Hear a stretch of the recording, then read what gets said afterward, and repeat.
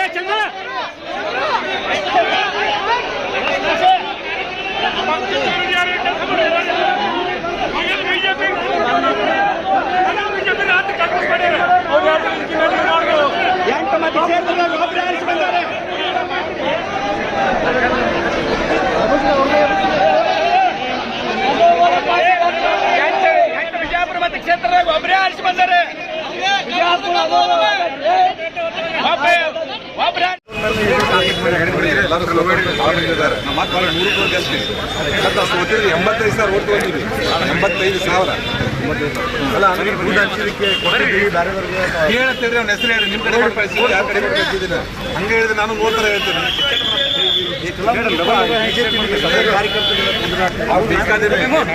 ನಾವೇ ಬಂದು ಮುಂದೆ ಕೆಲಸ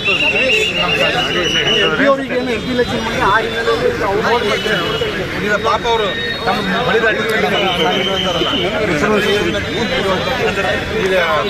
ರಮೇಶ್ ಸಾಹೇಬರ ಚುನಾವಣೆ ಮುಂದೆ ಬಂದಿತ್ತು ಮಾಡಿಬಿಡ್ಬೇಕಾಗಿತ್ತು ಅದು ಅವ್ರು ಗೆಲ್ಲಬಾರ್ದು ಅಂತ ఉన్నాರಲ್ಲ ಇದು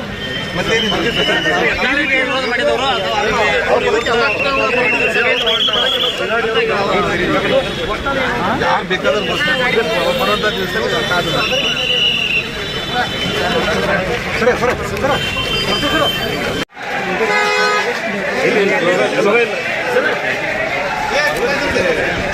ಪ್ಲೀಸ್ ನೋ ಕಮೆಂಟ್. ದಯಮಾಡಿ ಮೀಡಿಯಾ ಕೈ ಮುಗಿತೀವಿ, ದಯಮಾಡಿ ಹೊರಗಡೆ ನಾವೆಲ್ಲ ಸೋತ್ ನೋವಲ್ಲಿದ್ದೀವಿ, ದಯಮಾಡಿ ನಮ್ಗೆ ತೊಂದರೆ ಕೂಡ ಕೊಡೋದು ಪ್ಲೀಸ್.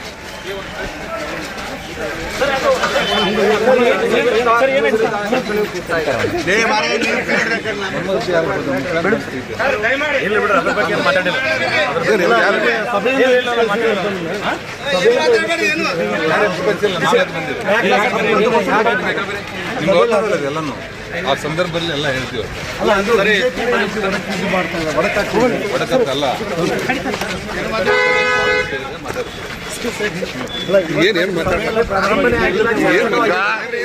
ಸರ್ ದಯಮಾಡಿ ಹೇಳ್ತೀನಿ, ಈ ಜಿಲ್ಲೆಯಲ್ಲಿ ಬಿಜೆಪಿ ಸತ್ತಿಲ್ಲ. ನಾವು ಸೋತಿದ್ದೀವಿ 7 ಜನ, ಆದ್ರೆ ಬಿಜೆಪಿ ಸತ್ತಿಲ್ಲ. ವಾಪಸ್ ಬಿಜೆಪಿ ಕಟ್ಟಿ ತೋರಿಸ್ತೇವೆ, ತಾಕತ್ತಿದೆ ನಮಗೆ. ಎಲ್ಲರೂ 7 ಜನ ಕಟ್ಟಿ ತೋರಿಸ್ತೇವೆ. ನಾವು ಸೋತಿರೋ ಎಂಪಿ ಗೆಲ್ಲಿಸಿ ತೋರಿಸ್ತೇವೆ.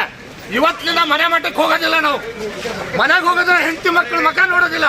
ಎಂಪಿ ಗೆದ್ದು ನಮ್ಮ ನರೇಂದ್ರ ಮೋದಿ ಅವರನ್ನ ಮತ್ತೊಮ್ಮೆ ಪ್ರಧಾನಮಂತ್ರಿ ಮಾಡೋವರೆಗೆ ನಾವು ನಮ್ಮ ಮನೆ ಮಟ್ಟಕ್ಕೆ ಹೋಗೋದಿಲ್ಲ. ಗೊತ್ತಿಲ್ಲ, ನೀವು ಕೇಳ್ಬೇಕು ಯಾರು ಮಾಡಿದವ್ರಿಗೆ. ನಮಗೆ ಕೇಳಿದ್ವಿ ಹೇಳ್ತೀರ, ನಾವು ಸೋತ್ ನೋವಲ್ಲಿ ಗೊತ್ತಿಲ್ಲ ನಮಗೆ. ದೊಡ್ಡವರಿಗೆ ಕೇಳಬೇಕು. ನಾವು ಸೋತಿದ್ದೇವೆ, ದೊಡ್ಡವರಿಗೆ ಕೇಳ್ಬೇಕು, ನಮಗೆಲ್ಲ ಹೇಳೋದು. ಅದು ನಾವೊಂದು ಮಾತು ಹೇಳ್ತೇವೆ, ನಾವು ಈ ಜಿಲ್ಲೆನಲ್ಲಿ 7 ಜನ ಏನು ಸೋತಿದ್ದೇವೆ. ನಮಗೆ ನಮ್ಮ ಕಾರ್ಯಕರ್ತರ ಶಕ್ತಿ ಇದೆ. ನಾವು ಯಾವ್ಯಾವ ರಾಜಕೀಯ ಷಡ್ಯಂತ್ರದಿಂದ ಸೋತಿದ್ದೇವೆ ಅಂತ ಬಿಚ್ಚಿಟ್ರೆ ಬಹಳ ದೊಡ್ಡ ಹಗರಣನ ಹೊರಗಡೆ ಬರ್ತದೆ. ಮೌನವಾಗಿದ್ದೀವಿ ಅಷ್ಟೇ. ನಾನೊಂದು ಹೇಳಿಕ್ಕೆ ಬಯಸ್ತೇನೆ, ಈ ಜಿಲ್ಲೆಯಲ್ಲಿ ಬಿಜೆಪಿನ ಸೋಲಿಸಲಿಕ್ಕೆ ಯಾರಿಂದ ಸಾಧ್ಯ ಇಲ್ಲ. ಕಾಂಗ್ರೆಸ್ನ ಷಡ್ಯಂತ್ರ ಏನೇನು ನಡೆದಿದೆ ಅಂತ ನನಗೆ ಗೊತ್ತಿದೆ. ಯಾವ ನಾಯಕರು ಯಾರ ಮನೆಯಲ್ಲಿ ಇರ್ತಾರೆ ರಾತ್ರಿ ಅಂತ ನಮಗೆಲ್ಲ ಗೊತ್ತಿದೆ. ಇವತ್ತು ನಾವು ಬೆಳ್ಳಿ ಬೆಣ್ಣರು ಇರ್ಬೋದು, ನಾವಿರ್ಬೋದು, ನಾವೆಲ್ಲ ಸೋತಿದ್ದೀವಿ. ಆದ್ರೆ ಸತ್ತಿಲ್ಲ. ನಾವು ಪಕ್ಷ ಕಟ್ಟಿ ತೋರಿಸ್ತೇವೆ ಈ ಜಿಲ್ಲೆನಲ್ಲಿ. ಪಕ್ಷ ಕಟ್ಟಿ ತೋರಿಸ್ತೇವೆ. ಒಂದು ನಿಮಿಷ ತಡಿ. ಇಲ್ಲಪ್ಪ ತಡಿ, ನಿನ್ ಕ್ವಶನ್ ಕೇಳ್ಬೇಡ.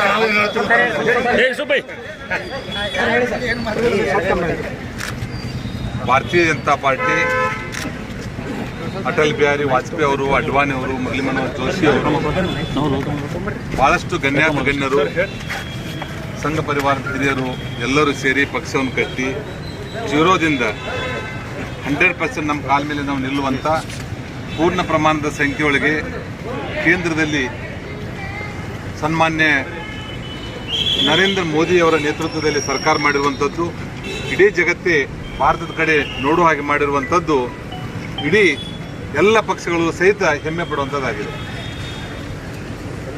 ಈಗಾಗಲೇ ನಮ್ಮ ಭಾರತೀಯ ಜನತಾ ಪಾರ್ಟಿಯಲ್ಲಿ ಒಂದು ನಾನೇ ಶ್ರೇಷ್ಠ, ನಾನೇ ಸರ್ವಸ್ವ, ಸ್ವಘೋಷಿತ ಮುಖ್ಯಮಂತ್ರಿ, ಸ್ವಘೋಷಿತ ರಾಜ್ಯಾಧ್ಯಕ್ಷ, ಸ್ವಘೋಷಿತ ವಿರೋಧ ಪಕ್ಷದ ನಾಯಕ ಅನ್ನುವಂಥ ಒಂದು ಪಕ್ಕಿನ ಇದರಲ್ಲಿ ಅಡ್ಡಾಡುವಂಥದ್ದಿದೆ. ಬೇರೆ ಬೇರೆಯವ್ರ ಬಗ್ಗೆ ಹಗುರವಾಗಿ ಮಾತಾಡುವಂಥದ್ದು, ಬೇರೆ ಬೇರೆಯವ್ರ ಬಗ್ಗೆ ಟಿಂಗಲ್ ಮಾಡುವಂಥದ್ದು ಅವರೆಲ್ಲಗಳನ್ನು ಮಾಡ್ತಾ ಇದ್ದಾರೆ. ನಿಮಗೆಲ್ಲ ಗೊತ್ತಿರಲಿ, ಹೋದ ಸಲ ಚುನಾವಣೆಯಲ್ಲಿ ಹಿರಿಯರಾಗಿರುವಂಥ ನಮ್ಮ ರಮೇಶನ ಜಗಜಿಂದಗಿ ಅವರು 9 ಬಾರಿ ಅವರು MLA ಮತ್ತು ಲೋಕಸಭೆ ಸದಸ್ಯರಲ್ಲಿ ಗೆದ್ದಿರುವಂಥವ್ರು. ಅವರು ಸೋಲಿಸಲಿಕ್ಕಂತೂ ಹುಂಡಾರ ಮಾಡಿರುವಂಥದ್ದು ಜಗಜ್ಜಾಹೀರಾತಾಗಿದೆ. ಅದ್ರ ಜೊತೆಗೇನೆ ಇವತ್ತು ಮೊನ್ನೆ ನಡೆದಿರುವಂಥ ಚುನಾವಣೆಯಲ್ಲಿಯೂ ಸಹಿತ ಎಸ್ ಪಾಟೀಲ್ ನಡಳ್ಳಿ ಅವರು ಇರ್ಬೋದು, ಸಂಗನ ಬೆಳ್ಳುಬೆನ್ನವರು ಇರ್ಬೋದು, ವಿಜಯಗೌಡ ಪಾಟೀಲ್ ಇರ್ಬೋದು, ಬೇರೆ ಬೇರೆದಲ್ಲಿರುವಂಥದ್ದು ಮತ್ತು ಬೇರೆ ಬೇರೆ ಜಿಲ್ಲೆಗಳಲ್ಲಿರುವಂಥ ಶಾಸಕನ ಸಹಿತ ಸೋಲಿಸಲಿಕ್ಕೆ ಒಂದು ಟಿಂಗಲ್ ಮಾಡ್ತಾ, ನಾಟಕ ಮಾಡ್ತಾ ಮಾಡಿರುವಂಥವ್ರು ಯಾರು ಅನ್ನುವಂಥದ್ದು ಇಡೀ ರಾಜ್ಯಕ್ಕೆ ಗೊತ್ತಿದೆ. ಇವತ್ತು ಭಾರತೀಯ ಜನತಾ ಪಾರ್ಟಿ ಬಿಜಾಪುರ ಜಿಲ್ಲೆಯಲ್ಲಿ ನಮ್ಮ ಪಕ್ಷದ ಕಾರ್ಯಕರ್ತರ ಸಂಘಟನೆಯಿಂದ ಅವ್ರು ಹಗಲು ರಾತ್ರಿ ತನುಮನದಿಂದ ಕೆಲಸ ಮಾಡಿದ್ರ ಸಲುವಾಗಿ BJP ಭಾರತೀಯ ಜನತಾ ಪಾರ್ಟಿ ಬಿಜಾಪುರ ಜಿಲ್ಲೆಯಲ್ಲಿ ನಾವು ಗೆದ್ದಿದ್ದೇವೆ. ಅದನ್ನೇ ಕೆಲಸ ಇಟ್ಕೊಂಡು ಮುಂದೆ ಬರುವಂಥ MP ಗಳು ಗೆಲ್ಲಬಾರ್ದು. ತಂಬಾಚಾರಕ್ಕಾಗಿ ನರೇಂದ್ರ ಮೋದಿ ಅವ್ರು ಗೆಲ್ಲಬೇಕು, BJP ಗೆಲ್ಲಬೇಕು. ಇವತ್ತು ಯಾರ್ದನ್ನ ಇದು BJP ಸಭೆ ಇರುವಂಥದ್ದು, ಆ ಶಾಸಕರಿರುವಂಥವ್ರು ಬಂದು ನಿಕಟಪೂರ್ವ ಮುಖ್ಯಮಂತ್ರಿಗಳು ಬಂದಿದ್ದಾರೆ, 4-5 ಜನ MP ಬಂದಿದ್ದಾರೆ, MLA ಅವರು ಬಂದಿದ್ದೀವಿ, ಎಲ್ಲ ಟೀಮು ಬಿಜಾಪುರಕ್ಕೆ ಬಂದಿದೆ. ಬಿಜಾಪುರಕ್ಕೆ ಬಂದಾಗ ಸ್ವಾಗತ ಮಾಡುವಂಥದ್ದು ನಮ್ಮ ಪಕ್ಷದ ಸಿದ್ಧಾಂತ ಮತ್ತು ಅದು ಅವ್ರ ಕರ್ತವ್ಯ. ಅದನ್ನೆಲ್ಲ ಬಿಟ್ಟು ಇವತ್ತು ಅವರೇ ಇರಲಾರ್ದೇ ಸನ್ಮಾನ್ಯ ಮುಖ್ಯಮಂತ್ರಿಗಳು ಮತ್ತು ನಮ್ಮ ರಾಜ್ಯ ಜಿಲ್ಲಾಧ್ಯಕ್ಷರು ಎಲ್ಲ ಶಾಸಕರು ಹೇಳಿದರು, ಬರಲಿ ಶಾಸಕರು ಆಮೇಲೆ ಉದ್ಘಾಟನೆ ಮಾಡೋಣ ಅನ್ನುವಂಥದ್ದನ್ನು ಗೌರವ ಕೊಟ್ಟಿದೆ. ವೇದಿಕೆ ಕೊಟ್ಟರು ಸಹಿತ ನೀವು ಸಭೆನ ಮಾಡಬೇಡಿ, ಅವ್ರು ಬರೋ ತನಕ ಅಂದರೆ 3 ಗಂಟೆಗೆ ಪ್ರಾರಂಭವಾಗಿರಬೇಕು ಅಂತ ಈ ಸಭೆ. ಎಲ್ಲ ಕಾರ್ಯಕರ್ತರು ಈ ಸಭೆಯನ್ನು ಮುಗಿಸಿ ಬೇರೆ ಬೇರೆ ತಾಲೂಕುಗಳಿಗೆ, ಬೇರೆ ಬೇರೆ ಹಳ್ಳಿಗಳಿಗೆ ಹೋಗುವಂಥದ್ದಿದೆ. ಅವ್ರಿಗೆಲ್ಲ ತೊಂದರೆ ಆಗೋದಿಲ್ವ? ಅದು ಅವ್ರು ಮೊದಲು ಬಂದು ಸಭೆ ನಡೆಸ್ಕೊಡ್ಬೇಕಾಗಿರುವಂಥದ್ದನ್ನು ಬಿಟ್ಟು ಮುಂದಿನ MP ಚುನಾವಣೆಗೆ ರಮೇಶನ ಜಗಜಿಂದಗಿ ಅವ್ರು ಗೆಲ್ಲಬಾರ್ದು ಅನ್ನುವಂಥ ಷಡ್ಯಂತ್ರದಿಂದ ಇವತ್ತು ಅವ್ರು ಬಂದಿಲ್ಲ. ನಾವೊಂದು ಹೇಳ್ತೀವಿ, ಇವತ್ತು ಎಷ್ಟೇ ಕಷ್ಟ ಆಗಲಿ ಅದು ಸನ್ಮಾನ್ಯ ರಮೇಶನ ಜಗಜಿಂದಗಿ ಅವರು ಸೂರ್ಯಚಂದ್ರ ಹುಟ್ಟೋದು ಎಷ್ಟು ಸತ್ಯ ಅದನ್ನು ಅಷ್ಟೇ ಸತ್ಯ. ಅವ್ರು ಪಾರ್ಲಿಮೆಂಟ್ ಗೆಲ್ಲೋದ್ರ ಮುಖಾಂತರ ಇವತ್ತೇನು ಉಳಿದಿರುವಂತ ಏನು 7 ಜನ MLA ಸೋತಿದ್ದಾರೆ, ಬರುವಂತ ದಿವಸದಲ್ಲಿ 100% ಅವ್ರು ಎಲ್ಲರೂ ಗೆಲ್ಲುತ್ತಾರೆ ಅನ್ನುವಂಥ ಮಾತನ್ನು ಸಹಿತ ಈ ಸಂದರ್ಭದಲ್ಲಿ ಹೇಳ್ತೀವಿ. ಮಾತು ಹೇಳ್ತಾರೆ, ಟಿಂಗಲ್ ಮಾಡ್ತಾರೆ, ಅವ್ರು ದುಡ್ಡು ಕೊಟ್ಟು ಕಳಿಸಿದ್ರು, ಇವ್ರು ದುಡ್ಡು ಕೊಟ್ಟು ಕಳಿಸಿದ್ರು ಅನ್ನೋಂಥ ಮಾತನ್ನು ಹೇಳ್ತಾರೆ. ಅವ್ರ ಮನೆಯ ತಾಕತ್ತಿತ್ತಂದ್ರೆ ಬಂದು ಉತ್ತರ ಹೇಳತ್ ಹೇಳಿ ನಾನು ಹೇಳ್ತಾರೆ, ನಾನೇ ಮುಂದಿನ ಮುಖ್ಯಮಂತ್ರಿ, ನಾನೇ 3ನೇ ಫ್ಲೋರ್ದಲ್ಲಿ ಮುಂದೆ ಕೂತು ಮಂತ್ರಿಮಂಡಲಗಳನ್ನು ವಿಸ್ತರಣೆ ಮಾಡುವಂಥದ್ದು, ನಾನೇ ವಿರೋಧ ಪಕ್ಷ ನಾಯಕ. ಯಾರೇ ನಮ್ಮಲ್ಲಿ ಇದೆ, ರಾಜ್ಯ ನಾಯಕರಿದ್ದಾರೆ, ರಾಷ್ಟ್ರೀಯ ನಾಯಕರಿದ್ದಾರೆ, ಅವರೆಲ್ಲರೂ ಅಳದು ತೂಗಿ ಡಿಸಿಷನ್ ತಗೋತಾ ಇದ್ದಾರೆ. ಇವತ್ತು ಇದೇನ ಭಾರತೀಯ ಜನತಾ ಪಾರ್ಟಿ ಬೇರೆ ನಾಯಕರನ್ನು ನಡೆಸ್ಕೊಳ್ಳುವಂಥ ಪದ್ಧತಿ, ಇದೇನಾ? ನಾವು ಬಿಜಾಪುರ ಜಿಲ್ಲೆಯವರೇನೆ, ಅಕ್ಕಡ ಜಿಲ್ಲೆಯವರೇ ಇದ್ದೀವಿ. ಬಾಗಲಕೋಟೆ ಬೇರೆ ಅಲ್ಲ, ಬಿಜಾಪುರ ಬೇರೆ ಅಲ್ಲ. ಪಕ್ಷದಲ್ಲಿ ಯಾಕೆ 1 ನಿಮಿಷ ಅದನ್ನೇ ಹೇಳ್ತಾ ಇದ್ದೀನಿ. ನೀವು ಅದನ್ನ ಕೇಳಬೇಕಾಗಿರುವಂಥದ್ದು ಅವ್ರಿಗೆ, ನಮಗಲ್ಲ, ಅವ್ರು ಕೇಳಬೇಕಾಗಿರುವಂಥದ್ದು. ನಾವು ಇಷ್ಟೆಲ್ಲ ಇದ್ರೂ ಸಹಿತ ನಾವು ಮತ್ತೆ ಒಟ್ಟಾಗಿರ್ಬೇಕು, ಒಂದಾಗಿರ್ಬೇಕು. 28 MP ಗಳಿಗೆ 28 MP ಗೆಲ್ಲಬೇಕು. ಮತ್ತೆ ನರೇಂದ್ರ ಮೋದಿ ಅವರು ಈ ದೇಶದ ಪ್ರಧಾನಮಂತ್ರಿ ಆಗಬೇಕು ಅನ್ನೋದ್ರ ಸಲುವಾಗಿ ಹಿಂದಾಗಿರುವಂಥ ಎಲ್ಲ ಪೋಸ್ಟ್ ಮಾರ್ಟಮ್ಗಳನ್ನು ಬಿಟ್ಟು ಹೊಸ ಪೇಷಂಟನ್ನು ಸಾಯಬಾರದು, ಹೊಸ ಪೇಷಂಟನ್ನು ಜೀವಂತವಾಗಿರಬೇಕು ಅನ್ನುವಂಥ ಕಳಕಳಿದಿಂದ ನಾವು ಮತ್ತೆ ಪಕ್ಷ ಸಂಘಟನೆಯನ್ನು ಮಾಡಿದ್ದೀವಿ. ಈ ಏನು ಡೊಂಗಿತನದ ರಾಜಕಾರಣ ಮಾಡುವಂಥದ್ದು ಇದೆಯಲ್ಲ, ಬೇರೆಯವ್ರ ಕಡೆ ಹೋಗಿ ಅವ್ರು ಸೋಲಿಸಿದ್ರು, ಇವ್ರು ಸೋಲಿಸಿದ್ರು, ಅದನ್ನ ನಾಟಕ ಮಾಡಿ ನಾನೇ ಗ್ರೇಟ್ ಅನ್ನುವಂಥ ಏನು ಈ ದಿಮಾಕಿನ ಮಾತಿದೆಯಲ್ಲ, ಬರುವಂಥ ದಿವಸದಲ್ಲಿ ನಡೆಯೋದಿಲ್ಲ. ನಮಗೂ ಬಾಗಲಕೋಟೆಗೆ ಬಿಜಾಪುರ್ಗೆ ಅನ್ಯೋನ್ಯ ಸಂಬಂಧ ಇದೆ. ಅದ್ರ ಜೊತೆಗೆ ನಾನು ಹೇಳ್ತಾ ಇರುವಂತದ್ದು, ಇವತ್ತೇನು ಡಬಲ್ ಗೇಮ್ ಮಾಡ್ತಾರಲ್ಲ ಇದು ನಡೆಯುವುದಿಲ್ಲ. ಈ ರೀತಿ ಆತಂದ್ರೆ ಪಕ್ಷ ಶಿಸ್ತಿನ ಕ್ರಮ ಕೈಗೊಂತದೆ. ಅದ್ರ ಸಲುವಾಗಿ ಬಹಳ ಎಚ್ಚರಿಕೆಯಿಂದ ಮತ್ತೊಬ್ಬರ ಬಗ್ಗೆ ಮಾತಾಡುವಾಗ ಒಂದು ಬಳ ಅವ್ರ ಕಡೆ ಇದ್ರೆ 4 ಬಳ ನಮ್ಮ ಕಡೆ ಇರ್ತದೆ. ಅದನ್ನು ಬಹಳ ವಿಚಾರ ಮಾಡಿ ಮಾತಾಡಬೇಕು ಅನ್ನೋಂಥ ಮಾತನ್ನ ಈ ಸಂದರ್ಭದಲ್ಲಿ ಹೇಳ್ತೀನಿ. ಹೋದ ಬಾರಿ 2018 ಚುನಾವಣೆಯಲ್ಲಿ, ಈ ನಾಗ್ಟಾನ್ ಚುನಾವಣೆಯಲ್ಲಿ ಕಾಜೋಲ್ ಸಾಹೇಬ್ರ ಮಗ ನಿಂತಿದ್ರು. ಯಾರಿಗೆ ಸೋಲಿಸಿದ್ದು? ಯಾರು ಸೋಲಿಸಿದ್ದು? ಬಿಜುಗೌಡ ಪಾಟೀಲ್ 3 ಸಲ ನಿಂತಿದ್ದಾರೆ. ಯಾರು ಅವರಿಗೆ ಸೋಲಿಸುವಂತ ಪ್ರಯತ್ನ ಮಾಡಿರುವಂತ ನಮ್ಮ ಪಾರ್ಟಿಯಲ್ಲಿ ಇಟ್ಕೊಂಡು ನಾನೇ ಹಿಂದೂಲಿ ಅಂತ ಹೇಳಿ ಕಿಸಿಂದ ಜಂಬಾ ಕೊಚ್ಕೊಳ್ಳುವಂಥವ್ರು ಈ ಪಾರ್ಟಿ ಬಿಟ್ಟು ಹೋಗಿ ಜನತಾದಳಕ್ಕೆ ಹೋಗಿ ಟೋಪಿಗೆ ಹಾಕೊಂಡು ಯಾವುದೋ ಮ್ಯಾಲ ಮಾಡ್ಕೊಂಡು ನಮಾಜ್ ಮಾಡಿರುವಂತದ್ದನ್ನ ಬಿಜಾಪುರ ಜಿಲ್ಲೆದವ್ರು ಮರ್ತಿದ್ದಾರೆ. ಇದನ್ನೇ ಬಹಳ ಇದೆ ಮಾತಾಡುವಂಥದ್ದು. ಅದ್ರ ಸಲುವಾಗಿ ಪಕ್ಷ ಬಹಳ ತಾಯಿಗಿಂತನೂ ದೊಡ್ಡದು, ವ್ಯಕ್ತಿಗಿಂತ ಪಕ್ಷ ದೊಡ್ಡದು, ಪಕ್ಷಕ್ಕಿಂತ ದೇಶ ದೊಡ್ಡದು ಅನ್ನುವಂಥದ್ದನ್ನ ಎಲ್ಲರ ಅದರ ಸಲುವಾಗಿ ಎಲ್ಲ ರೀತಿಯಿಂದ ಸಹಿತ ನಾವು ಹೇಳುವಂಥದ್ದು ಇಷ್ಟೇನೆ, ಭಾರತೀಯ ಜನತಾ ಪಾರ್ಟಿ ಒಬ್ಬರಿಬ್ಬರಿಂದ ಮುಗಿಸುವಂಥದ್ದಲ್ಲ. ಇವತ್ತು ನಾವೇನೋ ಬಳಿ ದಾಟಿದ ಮೇಲೆ ಆ ನುಚ್ಚುರಿಕೆ ಏರಿದ ಮೇಲೆ ನುಚ್ಚುರಿಕೆ ಓದುವಂಥ ಪದ್ಧತಿ ಆಗಬಾರ್ದು. ನಾಳೆ ಪಾರ್ಲಿಮೆಂಟ್ ಎಲೆಕ್ಷನ್ ಇದೆ, ಅವ್ರ ಮುಂದೆ ಬಂದಿತ್ತು ನಡೆಸ್ಕೊಡ್ಬೇಕಾಗಿತ್ತು. ಅದನ್ನ ಮಾಡಲಾರ್ದೇನೆ ಎಲ್ಲರಿಗೂ ಸಹಿತ ಇಡೀ ಭಾರತೀಯ ಜನತಾ ಪಾರ್ಟಿ ವಿಜಯಪುರ ಜಿಲ್ಲೆ ತಲೆ ತೆಗೆದುಕೊಳ್ಳುವಂಥದ್ದು ಮಾತಾಡಿದ್ದಾರೆ. ಬರುವಂಥ ದಿವಸದಲ್ಲಿ ಕ್ಷಮ ಕೇಳಬೇಕು ಮತ್ತು ಹಗಲು ರಾತ್ರಿ ಅವ್ರು ಮಾಡದೇ ಇದ್ರೆ ಬರುವಂಥ ದಿವಸದಲ್ಲಿ ಇಷ್ಟಕ್ಕೆ ಚುನಾವಣೆ ಮುಗಿಲಿಲ್ಲ. ಇವತ್ತು ನಾವು ಸೋತಿರ್ಬೋದು, ಇಲ್ಲಿದ್ದಂಥವ್ರು ಎಲ್ಲರೂ ನಾವು ಸೋತಿರ್ಬೋದು. ಅಟಲ್ ಬಿಹಾರಿ ವಾಜಪೇಯಿ ಅವರು ಸೋತಿದ್ದಾರೆ, ಇಂದಿರಾ ಗಾಂಧಿ ಅವರು ಸೋತಿದ್ದಾರೆ, ದೇವೇಗೌಡರು ಸೋತಿದ್ದಾರೆ, ಸಿದ್ದರಾಮಯ್ಯ ಸೋತಿದ್ದಾನೆ, ನಮ್ಮ ಸನ್ಮಾನ್ಯ BS ಯಡಿಯೂರಪ್ಪನವರು ಸೋತಿದ್ದಾರೆ. ಸಾಕಷ್ಟು ಘಟಾನುಘಟಿಗಳು ದೇಶದಲ್ಲಿ ರಾಜ್ಯದಲ್ಲಿ ಸೋಲನ್ನು ಸಾಮಾನ್ಯ. ಅದರ ಸಲ ಇವತ್ತೇನಾಗಿದೆ, ಕೋಡ್ ಬಂದ್ಬಿಟ್ಟಿದೆ. ಅಟ್ರೊಳಗೆ ನಾನು ಒಬ್ಬನೇ ಗೆದ್ದಿದ್ದೀನಿ, ನಾನೇ ಒಬ್ಬನೇ ಹೀರೋ ಅನ್ನುವಂಥದ್ದನ್ನ ಸೊಕ್ಕಿನ ದಿಮಾಕಿನ ಮಾತುಗಳು ಬರ್ತಾ ಇದೆ. ಸರ್, ಈಗ ಅವರು ಪರೋಕ್ಷವಾಗಿ ನಿಮ್ಮ ಮೇಲೆ ಆರೋಪ ಮಾಡ್ತಾರೆ, ನೀವು ದುಡ್ಡು ಕಳಿಸಿದ್ದೀರಿ ಅಂತ ಹೇಳಿ. ಅದು ನಿಜ ಹೇಳಿ ಅದನ್ನೇ ಹೇಳಿ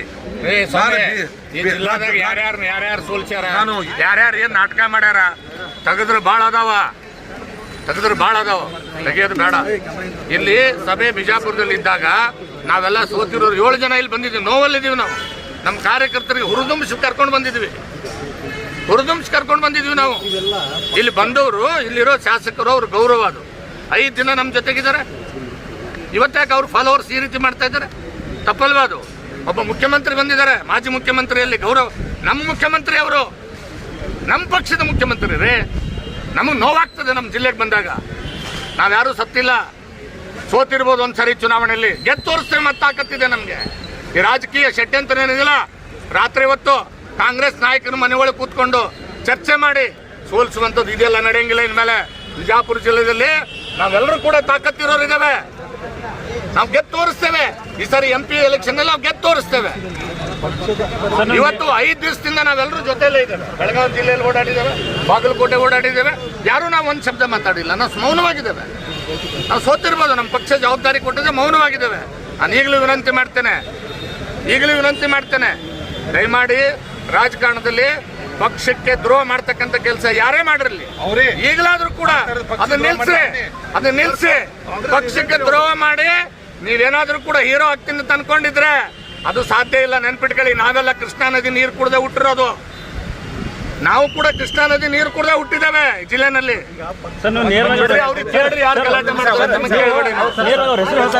ನೋಡ್ರಿ, ಯಾರು ಗಲಾಟೆ ಮಾಡಿದಾರೆ, ಯಾರು ಹೆಸರು ಹೇಳ್ತಾರೆ ನಿಮ್ಗೆಲ್ಲ ಗೊತ್ತಿದೆ. ರೆಕಾರ್ಡ್ ಆಗಿದೆ, ಹೇಳಿ. ಅದು ಪಕ್ಷದವ್ರಿಗೆ ಗೊತ್ತಿದೆ. ಪಕ್ಷದ ವರಿಷ್ಠ ಮಾತಾಡ್ಕೊಳ್ತಾರೆ. ಒಂದ್ ನಿಮಿಷ, ಬೇರೆದವ್ರು ಸ್ವಲ್ಪ ಸಾಕು ಧುಮಿಕಿ ಹೊಡೆದ್ರು ಅಂತ ಹೇಳ್ತಿದ್ರು. ಇವ್ರು 2 ಸಲ ಸ್ವಾಮಿ ಧುಮಿಕಿ ಹೊಡೆದ್ರು ಅಂತದ್ದು.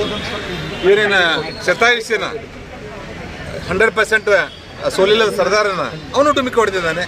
ಅದು ಅಲ್ಲದೆ BL ಪಾಟೀಲ್ ಅನ್ನುವಂಥ ಕುದುರೆ ಸಾಲಾಟ ಹಿರಿಮನುಷ್ಯ ಒಂದ್ಸಲ MP ನಿಂತಿದ್ರು. ಅವ್ರು ಸೋಲಿಸೋದಲ್ದೇನೆ ಸೋತ ಮೇಲೆ ಪೇಡೆ ಹಂಚಿರುವಂತವ್ರು ಯಾರು ಅನ್ನುವಂಥದ್ದು ಇಡೀ ಬಿಜಾಪುರ ಜಿಲ್ಲೆ ಗೊತ್ತಿದೆ. ಪಕ್ಷದ ನಾಯಕ ಇದನ್ನ ಪೇಡೆ ಹಂಚಿದ್ದು. ಆಮೇಲೆ ಲಾಸ್ಟ್ ಟೈಮ್ ಎಲ್ಲಾನು ವಿರೋಧ ಮಾಡಿರುವಂತ ಹೇಳ್ಕೊತ ಹೋದ್ರೆ 100 ಅದ. ಅದ್ರ ಸಲುವಾಗಿ ನಾನು ಸಂಬಂಧಪಟ್ಟಂತ ಬಗ್ಗೆ ಎಲ್ಲ ಹೇಳ್ತೀವಿ. ದುಡ್ಡು ಕಳಿಸಿದ್ದಾರೆ ಅಂತ ಹೇಳ್ತಾ ಇದ್ದಾರೆ. ಯಾರು ಕಳಿಸಿದ್ದಾರೆ, ಯಾರ ಕಡೆ ಕಳಿಸಿದ್ದಾರೆ, ಎಷ್ಟು ಕಳಿಸಿದ್ದಾರೆ ಅನ್ನುವಂಥದ್ದು ಹೇಳ್ಬೇಕು. ನಾನು BJP ಅವ್ರ ಸಲ ದುಡ್ಡು ಕಳಿಸಿದ್ದೆ, ನಾನು ಹೇಳ್ತೇನೆ. ಅವ್ರು ಕೊಟ್ಟಂತವ್ರಿಗೆ ಹೇಳ್ತೇನೆ. ಬಿಜುಗೌಡ ನಿಮ್ಗೆ ಕಳಿಸಿದ್ದೀನಿಲ್ಲ, ಇವರು ಸಂಗನ ಬೆಳ್ಬೆ ಅವರು ಕೇಳಿಲ್ಲ ಬಾಜು ಕಳಿಸಿದ್ದೀನಿ. ನಾನು ನಮ್ಮ ಪಾರ್ಟಿ ಅವ್ರು ಕಳಿಸಿದ್ದೀನಿ. ಅವ್ರ ಆರೋಪ ಏನು ಸರ್? ಅವ್ರು ಬೇಕಾದ ಹೋಯ್ಕೋತಾನವ, ಅವಂದಲ್ಲ ಅದು. ನಮ್ಮ ಪಾರ್ಟಿದವ್ರನ್ನ ಕಳಿಸಿದ್ದೇನೆ. ಈಗ ಹೈಕಮಾಂಡ್ ನೋಡ್ತಾ ಇದೆ ಎಲ್ಲ. ಪಕ್ಷದವರೆಲ್ಲ ಪಕ್ಷ ನೋಡ್ತಾ ಇದೆ ಏನೇನು ನಡೀತಾ ಇದೆ ಎಲ್ಲ ನೋಡ್ತಾ ಇದೆ ಪಕ್ಷ. ಆದ್ರೆ ಒಂದ್ ಮಾತು ಹೇಳ್ತೇವೆ, ಬಿಜಾಪುರ ಜಿಲ್ಲೆಯಲ್ಲಿ ಭಾರತೀಯ ಜನತಾ ಪಕ್ಷವನ್ನ ಮತ್ತೆ ಕಟ್ಟಿ 8 ಗೆದ್ದು ತೋರಿಸ್ತೇವೆ. ಅಲ್ಲಿ ತನಕ ನಮ್ಮ ಮನೆ ಮಟ್ಟಕ್ಕೆ ಹೋಗಲ್ಲ ನಾವು. ಹಿಡಿದವರ ಚಾಲೆಂಜ್. ನಮ್ಮ ಕಾರ್ಯಕರ್ತರನ್ನ ಕೈಕಾಲು ಹಿಡ್ಕೊಂಡು ನಾವು ಕೆಲಸಕ್ಕೆ ಹಚ್ತೇವೆ. ನಾವು ಯಾವ ಕಾರಣಕ್ಕೂ ಬಿಡೋದಿಲ್ಲ. ಇರ್ಲಿ ಬಿಡಮ್ಮ, ಅದು ಗೊತ್ತಿದೆ ನನಗೆ. ನಾ ಮಾಡ್ತೀನಿ, ನಡ್ರಿ.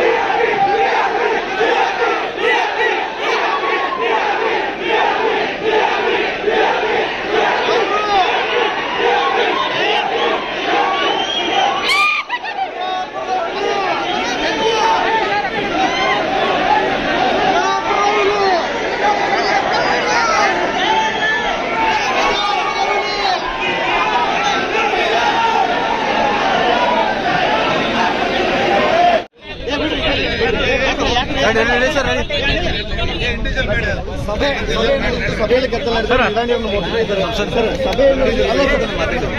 ಸಭೆಯಲ್ಲಿ ಯಾಕೆ ಸರ್ ಏನ್ ಹೇಳ್ಬೇಕೈತೆ ಎಲ್ಲ ಹೇಳಿದ್ದೀನಿ. ಸಭೆಯಲ್ಲಿ ಯಾಕೆ ಈ ರೀತಿ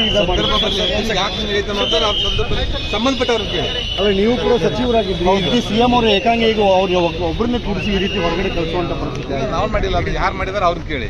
ಅಲ್ಲ, ಯಾಕೆ ಇದು ಸಭೆನೇ ನಡೆಸಬೇಡ, ನಮ್ದೇನ್ ಕೆಲಸ, ಮತ್ತೊಂದು ಕೆಲಸ ಇದೆ ನಮ್ದು ಹೋಗ್ಲಿಕ್ಕೆ. ಅಲ್ಲ, ಯಾಕಂದ್ರೆ ಸೋತಿರಿ ಅಂತ ಈ ರೀತಿ ಮಾಡ್ತಾ ಇದಾರೋ, ಹಿಂಗೆ ಸೋತೋರ ಮೇಲೆ ಟಾರ್ಗೆಟ್ ಮಾಡಿದಾರೆ. ನೋಡಿ, ಎಲ್ಲರೂ ಸೋತಂತವ್ರು ಭಾಳ ಮಂದಿ ಇದಾರೆ. ನಾವು ಮತ್ತೆ ಹೊಳ್ಳಿ 100 ಗೆಲ್ತೀವಿ. ಮತ್ತೆ ನಾವು ಸೋತಿದ್ರೆ 85,000 ಓಟ್ ತಗೊಂಡಿವಿ. 85,000. ಅಲ್ಲ, ಅಂದ್ರೆ ಈಗ ದುಡ್ಡು ಹಂಚಿದಕ್ಕೆ ಕೊಟ್ಟಿದ್ರಿ ಬೇರೆಯವ್ರಿಗೆ ಹೇಳ್ತೀರಿ. ಅವ್ನ ಹೆಸರು ಹೇಳಿ, ನಿಮ್ ಕಡೆ ಕೊಟ್ಟು ಕಳ್ಸಿನ, ಯಾರ ಕಡೆ ಕೊಟ್ಟು ಕಳ್ಸಿದಿನ, ಹಂಗೆ ಹೇಳಿದ್ರೆ ನಾನು 100 ತರ ಹೇಳ್ತೀನಿ. ಅಲ್ಲ, ಈಗ ಇಷ್ಟೆಲ್ಲ ಮೂರಕ್ಕೂ ಬಿಜೆಪಿ ಸಭೆ ಕಾರ್ಯಕರ್ತರಿಗೆಲ್ಲ ತೊಂದರೆ ಆಗ್ತದೆ. ಅವ್ರು ಬೇಕಾದಿಲ್ಲ, MP ಅವ್ರನ್ನ ಹೊಳ್ಳಿ ನಾವೇ ಬಂದು ಮುಂದೆ ಕೆಲಸ ತೋರಿಸ್ತೀವಿ. ಇದು ನಮ್ಮ ಚಾಲೆಂಜ್. MP ಅವರಿಗೆ ಏನು MP ಎಲೆಕ್ಷನ್ ಬಂದ್ರೆ ಆ ಹಿನ್ನೆಲೆಯಲ್ಲಿ ಈಗ ಅವ್ರು ಸೋಲಿಸಬೇಕು ಅಂತ ಅವರು ತಮ್ಮ ಹೊಳಿ ದಾಟಿದ ಮೇಲೆ ಅಂಕಲ್ ಬಿಡುತ್ತಾರಲ್ಲ, ನುಚ್ಚುಣಿಕೆ ಏದ್ರ ಮೇಲೆ ಕೆಡುವಂಥದ್ದು. ಈಗ ರಮೇಶ್ ಜಿಗಜಿಂಗಿ ಸಾಹೇಬರ ಚುನಾವಣೆ ಇದೆ, ಮುಂದೆ ಬಂದಿತ್ತು ಮಾಡಿಕೊಡ್ಬೇಕಾಗಿತ್ತು. ಆದ್ರೆ ಅವ್ರು ಗೆಲ್ಬಾರ್ದು ಅನ್ನೋಂಥದ್ದು ಹುನ್ನಾರಲ್ಲ ಇದು. ಏನೋ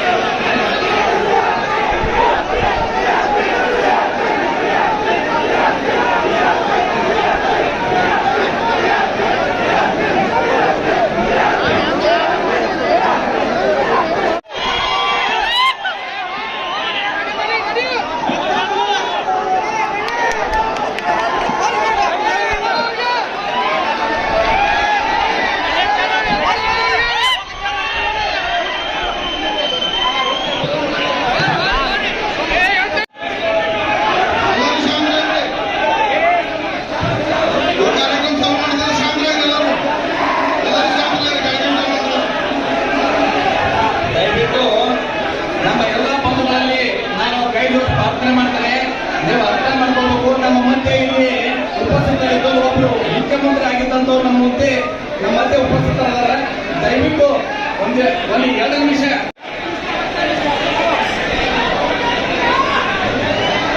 ದಯವಿಟ್ಟು ಇಲ್ಲಿರ್ತಕ್ಕಂಥ